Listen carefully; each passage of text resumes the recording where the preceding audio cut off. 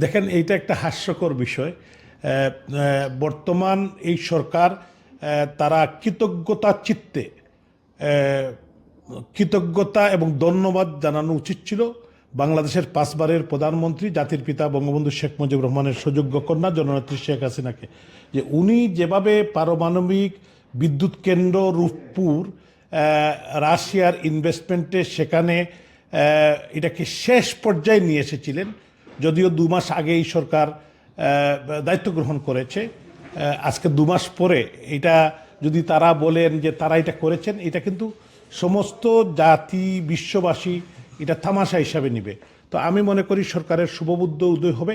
এই দেশটা তো আমাদের সবার, এখানে আমরা সবাই মিলে এই দেশটাকে আমরা একটি পর্যায়ে নিয়ে যেতে হবে।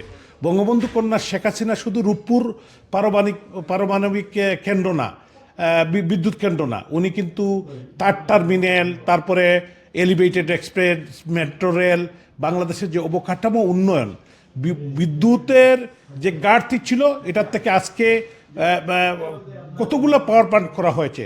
20,000 মেগাওয়াট পাওয়ার প্ল্যান্ট আমাদের বিগত সরকারের আমলে, মাননীয় প্রধানমন্ত্রী শেখ হাসিনা সরকারের আমলে বিদ্যুৎ উৎপাদিত হয়েছিল। কিন্তু এগুলাকে সরকার কাজে না লাগিয়ে আজকে কিন্তু এই বিদ্যুৎ ঘাটতির দিকে, তো আজকে যে রূপপুরে যে পারমাণবিক বিদ্যুৎ কেন্দ্রটি তারা উদ্বোধন করলেন, এইটার মধ্য দিয়ে আমি মনে করি যে বাংলাদেশের যে বিদ্যুৎ ঘাটতি রয়েছে এটা কাটিয়ে উঠতে পারবে।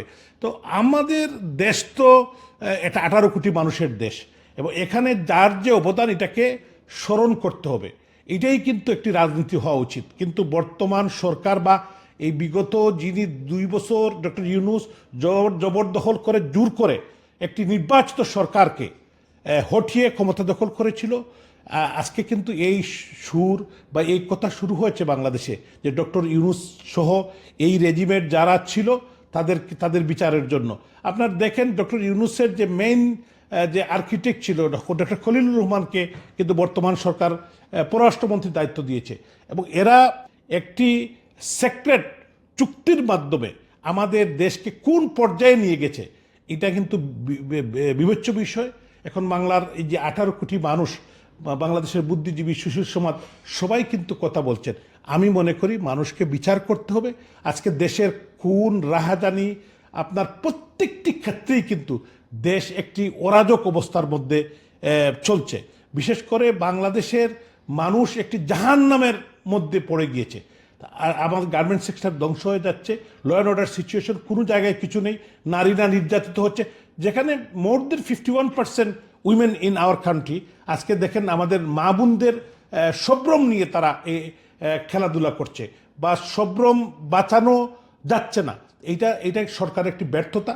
স্বরাষ্ট্র মন্ত্রণালয়ের যিনি মন্ত্রী সালাউদ্দিন আহমদ, উনি কিন্তু উনার মন্ত্রণালয় বাদ দিয়ে একটি গুরুত্বপূর্ণ মন্ত্রণালয়, উনি দেখা যায় সমস্ত প্রধানমন্ত্রীর কাজ নিয়ে ব্যস্ত, অন্যান্য মন্ত্রণালয় নিয়ে ব্যস্ত।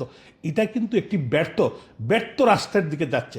একটি ল অ্যান্ড অর্ডার সিচুয়েশন যদি এই পর্যায়ে থাকে, তো এই রাষ্ট্রকে আগামী দিনে মানুষ একটি ব্যর্থ রাষ্ট্র বলার জন্য রেডি হয়ে আসছে। এবং দেশের প্রত্যেক সেক্টরে কিন্তু আপনার গণ্ডগোল চলছে, মানুষ কিন্তু অতিষ্ঠ।